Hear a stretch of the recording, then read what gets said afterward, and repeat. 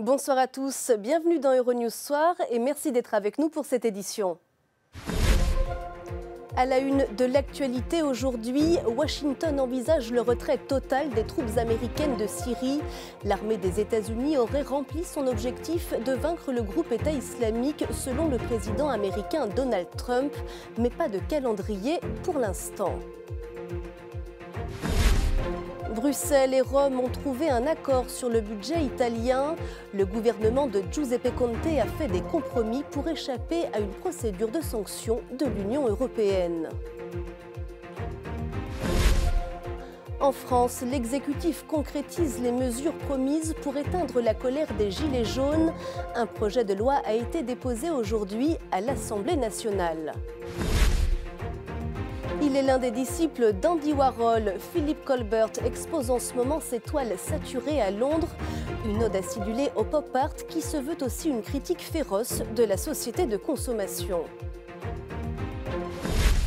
Les États-Unis comptent retirer entièrement leurs troupes de Syrie alors que près de 2000 hommes se trouvent encore sur place. Israël dit étudier les conséquences de cette décision mais saura se défendre, a prévenu le Premier ministre Benyamin Netanyahou. Les précisions de Maxime Bios-Duplan. Un retrait total de Syrie et aussi rapidement que possible.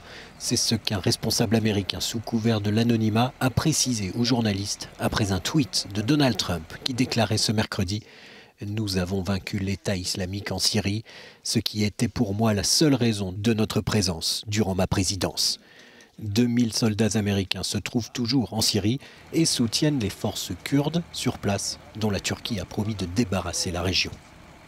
L'annonce du retrait américain de Syrie fait déjà beaucoup réagir. Nombre de politiques américains estimant qu'il s'agit d'une énorme erreur et d'un blanc-seing laissé à la Russie et à l'Iran.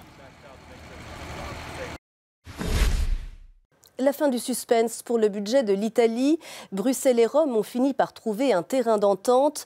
Le gouvernement italien a fait des compromis pour éviter des sanctions européennes, mais plusieurs points restent à améliorer pour les instances de l'Union. Christophe Garrache. Après 2 mois de crise budgétaire, un compromis annoncé par la presse a été finalement confirmé mercredi entre la Commission européenne et le gouvernement populiste italien. À quelques mois des élections européennes, Bruxelles renonce pour l'instant à poursuivre l'Italie. Le fruit d'une longue et laborieuse négociation qui ne satisfait qu'à moitié les deux parties, comme l'a rappelé le vice-président de la Commission. Soyons clairs, la solution trouvée n'est pas idéale, mais elle permet d'éviter une procédure de déficit excessif et corrige une sérieuse non-conformité avec le pacte de stabilité et de croissance. Le déficit public italien atteindra finalement 2,04% du PIB. C'est beaucoup moins que ce qu'envisageait Rome, mais c'est toujours bien au-dessus de ce qu'exigeait la Commission européenne. Côté italien, le compromis prévoit un sérieux coup de rabot budgétaire à hauteur de 10,25 milliards d'euros, en partie grâce au report de l'entrée en vigueur de 2 des principales mesures du gouvernement italien. Mais le président du Conseil assure n'avoir pas changé de cap.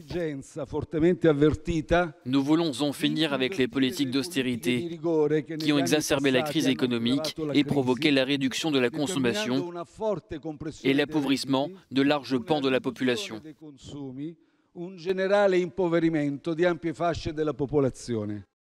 Face aux pressions de Bruxelles, Rome a dû revoir ses ambitions alors que la croissance italienne devrait reculer l'an prochain pour atteindre péniblement les 1%.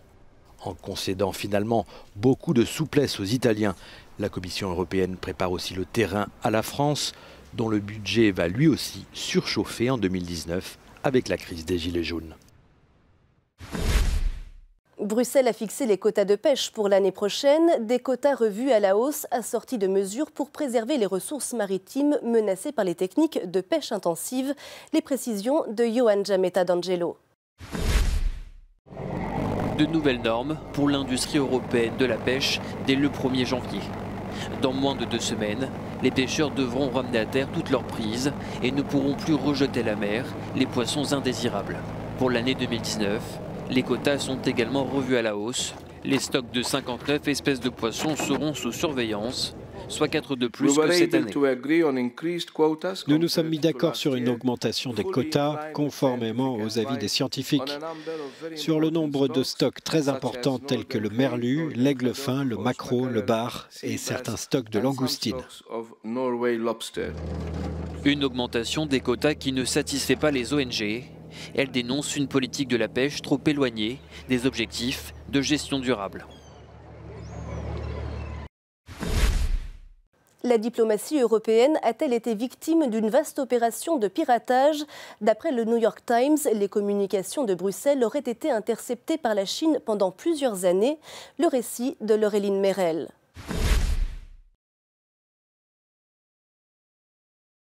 L'Union européenne mène l'enquête après les révélations du New York Times sur un piratage informatique à grande échelle de la diplomatie européenne. Selon le quotidien américain, le contenu de 1100 câbles diplomatiques aurait été piraté par des Chinois pendant au moins 3 ans. Il serait passé par les bases de données du gouvernement chypriote qui a refusé de commenter l'information. À Bruxelles, la Commission européenne assure prendre l'affaire très au sérieux.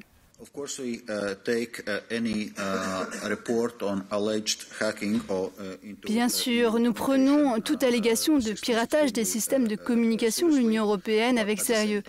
Mais en même temps, il est impossible de commenter les fuites. Ce qui est clair, c'est qu'aucun pays, aucune institution n'est à l'abri de ce genre d'attaque. Tous les systèmes de communication sont vulnérables. Nous devons donc constamment relever ce défi en améliorant nos systèmes de communication pour faire face à ces menaces.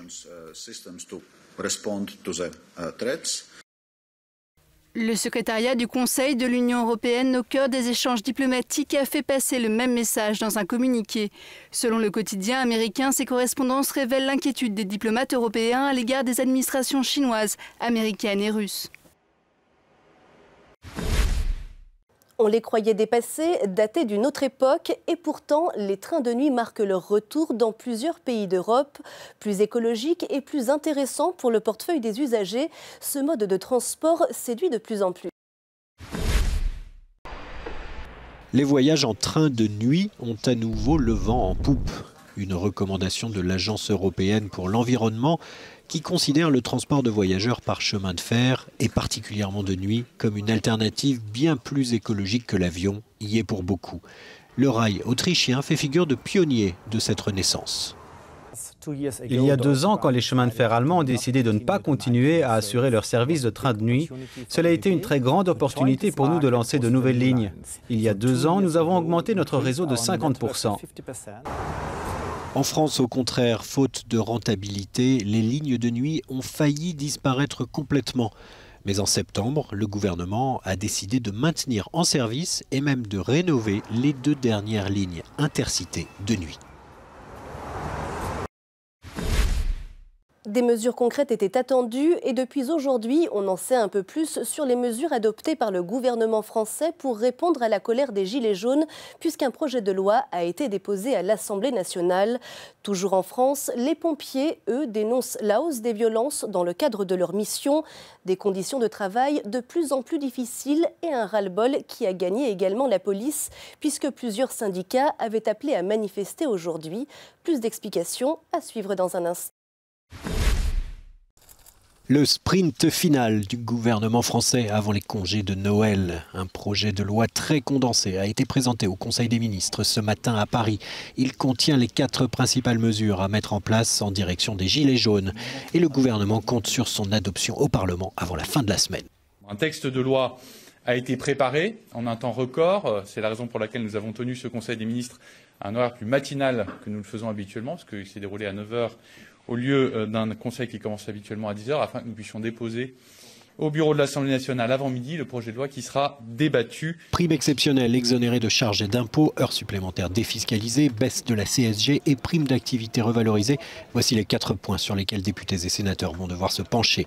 LR et le RN devraient voter pour le texte. En revanche, la France insoumise devrait voter contre. Paris compte aussi sur le lancement dès janvier du grand débat national dont les modalités doivent être détaillées ce jeudi. Les policiers en grève ce mercredi aux 4 coins de la France. Commissariat fermé, service minimum. Les forces de l'ordre ont répondu massivement à l'appel des 3 principaux syndicats de police du pays. Ces mêmes syndicats qui ont rencontré le ministre de l'Intérieur Christophe Castaner mardi soir place Beauvau. Le gouvernement a acté dans la nuit le paiement d'une prime de 300 € et la volonté de purger la dette sur les heures supplémentaires. On bloque le commissariat, des consignes ont été données, les fonctionnaires de police sortent uniquement sur réquisition appel 17.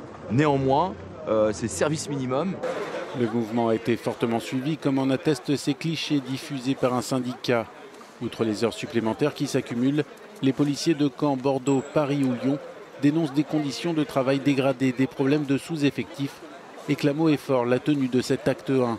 Une journée noire marquée par ces agents qui posent deux tournées, en civil ou en tenue, pour marquer leur ras-le-bol. La grève du zèle pourrait se prolonger, voire même se durcir si le gouvernement ne joint pas les actes aux paroles, si aucun effort n'est fait pour améliorer les conditions de travail et de rémunération, et si un calendrier précis n'est pas établi.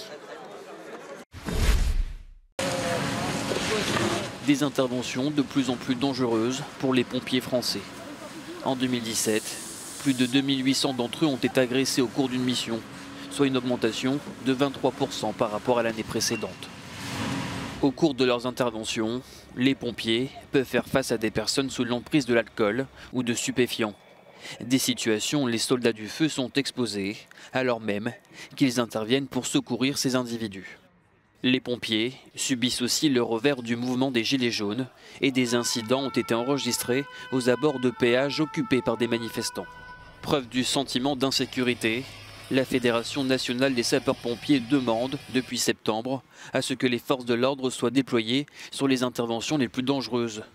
Une demande formulée après la mort d'un pompier poignardé par un schizophrène. À Madagascar, les citoyens étaient appelés aux urnes aujourd'hui pour désigner leur prochain président. Mais ce scrutin laisse un goût de déjà-vu puisque le duel se joue entre deux anciens chefs de l'État. Stéphanie Morbois. Jour de vote à Madagascar pour le second tour de l'élection présidentielle. Les deux rivaux, Marc Ravalomanana et Andry Rajoelina, ont glissé leur bulletin dans l'urne tôt ce matin. Marc Ravalomanana avait été élu président en 2002, puis contraint à la démission 7 ans plus tard par une vague de violentes manifestations initiées par son rival Rajoelina. L'homme d'affaires de 69 ans qui a fait fortune à la tête d'un groupe laitier rêve aujourd'hui de prendre sa revanche. Au premier tour, il est arrivé légèrement derrière son adversaire avec 35,35% des voix. Et avec la participation de toute la population malgache, j'espère qu'on va changer le Madagascar et on va aller à la base. Andry Rajoelina, 44 ans, ancien publicitaire, DJ, maire de la capitale, un temps à la tête d'une présidence non élue, compte bien conserver son avance du premier tour. Personnellement, je suis conscient et je pense que le peuple malgache tranchera une bonne fois pour toutes celui qui dirigera le pays. Les résultats de l'élection devraient être annoncés le lendemain de Noël, mais la rivalité entre les deux hommes fait redouter de vives tensions lors de leur proclamation. Un mot de football et direction Manchester où le club a finalement choisi un nouvel entraîneur pour finir la saison. Il succède à José Mourinho pour préparer le choc face au PSG qui va se tenir en début d'année. Pierre Michaud. Ole Gunnar Solskjaer sera l'entraîneur de Manchester United jusqu'à la fin de la saison. Le Norvégien a été nommé ce mercredi matin en remplacement de José Mourinho. L'ancien attaquant des Red Devils de 1996 à 2007 arrive de Molde, son club formateur, qu'il dirigeait depuis 2010. Solskjaer, qui était surnommé Super Sub dans les années 90 pour sa propension à marquer des buts décisifs à chaque entrée en jeu, sera-t-il le super remplaçant tant espéré au poste d'entraîneur? Début de réponse dès ce samedi avec un déplacement à Cardiff. Il cherchera à apporter un peu de sérénité dans un vestiaire traumatisé par le passage de Mourinho.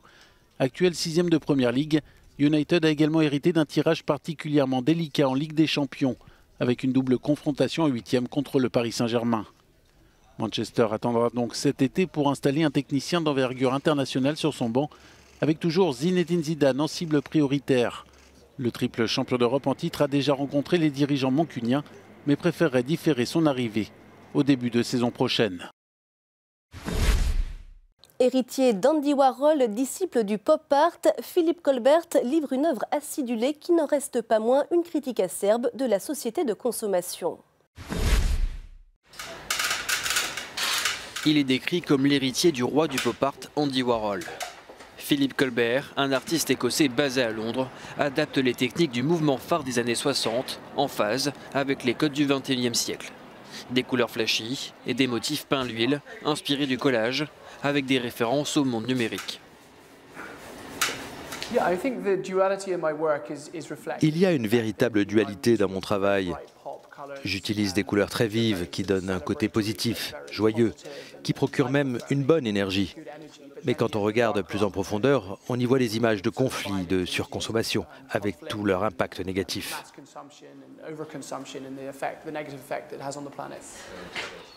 Ces œuvres, critiques de la société contemporaine, comme le faisait en son temps Andy Warhol, sont exposées à la Galerie d'art contemporain Saatchi de Londres jusqu'au 13 janvier. C'est la fin de cette édition préparée par l'équipe francophone. Merci de l'avoir suivi. Vous pouvez retrouver toute l'actualité sur notre site et sur les réseaux sociaux. Très belle soirée à tous.